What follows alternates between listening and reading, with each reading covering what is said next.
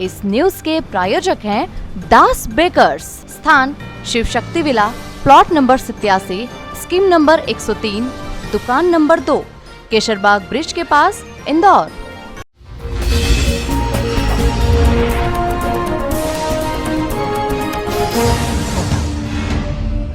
अपनी देनदारियां चुकाने से बचने के लिए ही प्रॉपर्टी कारोबारी ने अपने ही घर में चोरी की थी। उससे लाखों रुपए बरामद किए गए। पकड़ा गया आरोपी प्रॉपर्टी व्यवसाय है, जिसने अपनी देनदारियों से बचने के लिए अपने ही घर में चोरी की वारदात को अंजाम दिया था।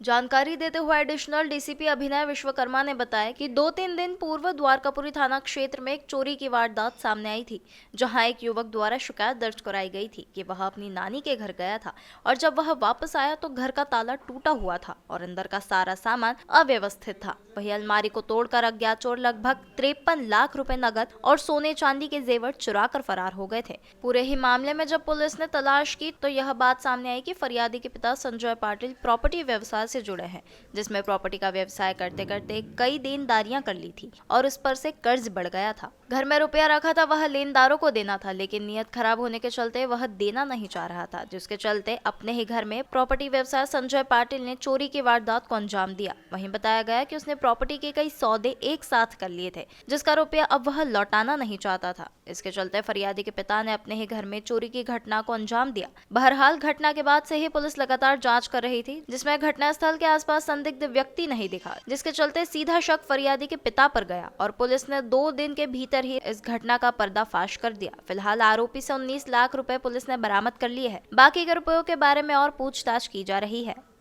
द्वारकापुरी थाना क्षेत्र में विगत दिनों में एक मामला सामने आया, जिसमें फरियादी अनमोल पाटिल है, जिसने ये बताया कि उसके पिता की अचानक तबीयत खराब होने पर वे गांव से जब वापस लौट के आए तो उन्होंने ये पाया कि उनके घर में ताला टूटा हुआ था और जो अलमारियां मौजूद थी उसके भी ताले टूटे हुए थे और उस अलमारी के अंदर रखा हुआ नकदी और कुछ सोने और चांदी के जेवर वो गायब थे। इस पर से पूछताछ करने पर उनके द्वारा एक लगभग अनुमान बताया गया लगभग 53 लाख रुपए की नकदी जो उसके अकाउंट अलमारी में रखी हुई थी वो गायब है। इस मामले को गंभीरता से लेते हुए 3-4 टीमें बनाई गई और सभी एंगलों पे इसमें विवेचना करी गई।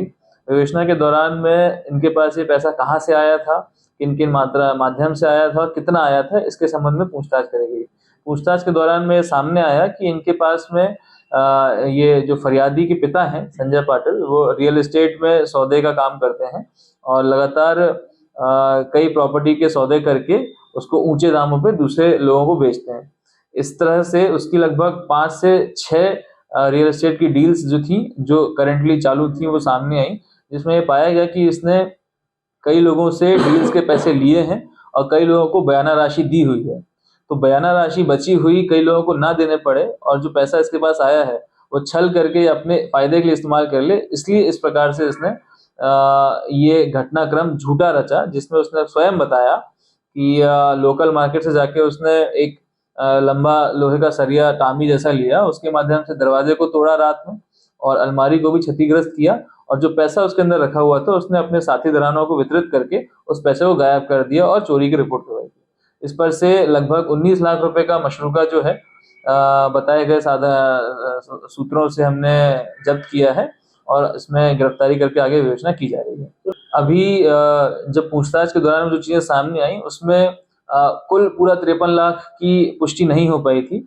पूछताछ में 2-3 डील्स थी, जिसमें इसने किसी में 5 लाख रुपए बयाना दिया था, किसी में 2.5 लाख रुपए बयाना दिया था। कुछ एक डील थी, एक वहीं आस पास में रहने वाले एक परशुराम करके व्यक्ति हैं, जिनसे मकान का सौदा करके इन्होंने 5 लाख रुपए दिए थे उसको और उसी मकान को किसी तीसरे व्यक्ति को बेच करके 46 लाख में सौदा किया था, जिसके जो बचे हुए 35 लाख थे वो इनको देने थे। इस प्रकार से लगभग 35-40 लाख की पुष्टि हो पाई थी, जिसमें से अभी 19 लाख बरामद हो पाया है। पूछताछ जारी है, अन्य रुपयों की भी बरामदगी जल्द से जल्द की जाएगी। सर, इससे क्या बैकग्राउंड है और ये इसके दिमाग में क्यों आया ऐसा विचार? चूंकि ये जो आरोपी है ये रियल एस्टेट में प्रॉपर्टी डीलिंग्स का काम करता है और ये लगातार एक समय पे 5 से 6 डील्स कंटिन्यू करता है, तो उसको उस पैसे का फायदा मिल जाए, एक डील में पैसा लगा दिया जाए और जो जिसको पैसा देना है उसको पैसा ना देना पड़े। तो इस प्रकार से आर्थिक लाभ प्राप्त करने के लिए उसने इस प्रकार से छल रचा था। जी, क्योंकि घटना काफ़ी सनसनीखेज थी, इसमें जो घटना स्थल था उसका बहुत ही बारीकी से निरीक्षण किया गया, फॉरेंसिक टीम को बुलाया गया, वहाँ पे फोटोग्राफ्स कराए गए, डॉग स्क्वाड को बुलवाया गया था, फिंगरप्रिंट टीम को बुलवाया गया था। घटना स्थल के कुछ साक्ष्य ऐसे प्राप्त हुए थे जो कि घटना से विरोधाभास उत्पन्न कर रहे थे, जैसे कि दरवाजे पे लगा हुआ अंदर से निशान था और अन्य कोई साक्ष्य थे जो घटना को विरोधाभास प्रस्तुत कर रहे थे।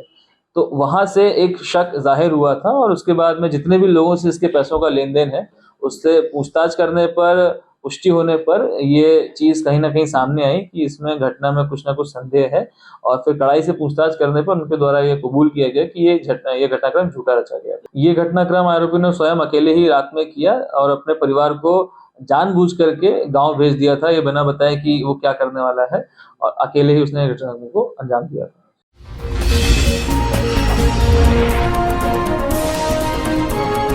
Thank you.